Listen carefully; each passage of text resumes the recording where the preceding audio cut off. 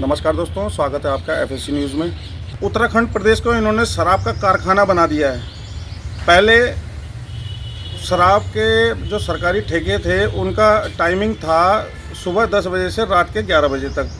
अब नए कानून में प्रावधान कर इन्होंने सुबह 1 घंटा बढ़ाकर 9 बजे से लेकर और शाम को 1 घंटा बढ़ाकर रात के 12 बजे तक सरकारी ठेकों का संचालन करने के लिए अनुमति प्रदान की है।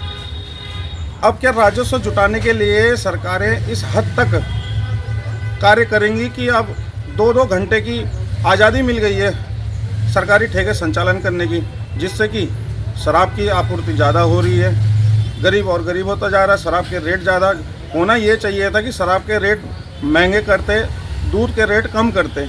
जो खाने पीने की लोगों की रोज़मर्रा की ज़रूरतों की चीज़ें हैं उन पर अतिरिक्त टैक्स कम कर जनता को थोड़ी सी राहत देनी चाहिए थी, परंतु हो उल्टा रहा है। दूध पर टैक्स, घी पर टैक्स, यहाँ तक कि शिक्षा पर जो कि मुफ्त होनी चाहिए थी प्रदेश भर के अंदर, उस पर आप टैक्स ले रहे हैं। और तब आप कहते हैं कि हम शिक्षा का स्तर बढ़ाएंगे। किस प्रकार बढ़ाएंगे शिक्षा का स्तर?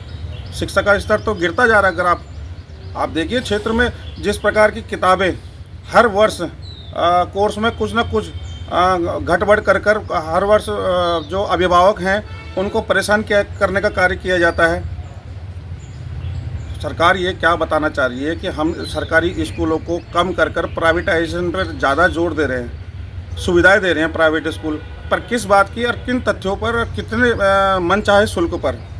आप देखिए ना, हर साल डोनेशन के रूप में चार्ज किया जाता है, एनुअल चार्जेस के नाम पर चार्ज किया जाता है। ड्रेस कोड हर साल चेंज हो जाता है। स्कूल ही जब संचालन करेगा, स्कूल ही किताब देगा, स्कूल ही आपको ड्रेस उपलब्ध करवाएगा, तो किस प्रकार अभिभावक आप कैसे इस महंगाई के दौर पर किस प्रकार झेलेगा शिक्षा के इस बोझ को?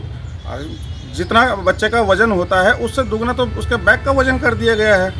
12-12, 14-14 किताबें होती है और उतनी ही कॉपी भी होती हैं। बच्चे का कुल वजन उतना नहीं है जितना, उससे ज़्यादा तो बैग का वजन है। ठीक, एक मानसिक बोझ पड़ता है बच्चे के ऊपर, शारीरिक बोझ तो पड़ता ही पड़ता है। उसके बाद आप हर साल एडमिशन फीस, अच्छा एक बच्चे का एक बार एडमिशन होता है, वो 10वीं या 12वीं तक वो उसी स्कूल में रहता है, तो हर साल एडमिशन किस बात का? और उसका चार्जेस किस बात के चार्जेस? आप ऐसी क्या फैसिलिटी दे रहे हैं? तो मैं ये कहना चाहूँगा कि शिक्षा के स्तर को अगर बढ़ाना है तो शिक्षा को मुफ्त करना पड़ेगा, या थोड़ा सा उस पर बोझ, अभिभावकों पर जो बोझ है वो हल्का करना पड़ेगा।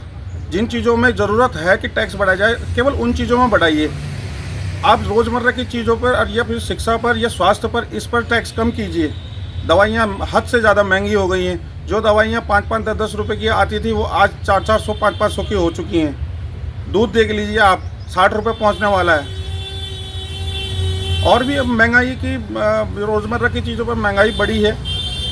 तो इस तरफ ध्यान न देकर हमारी सरकार किस प्रकार का कार्य और किस प्रकार का बोझ, अतिरिक्त बोझ डाल रही है जनता के ऊपर।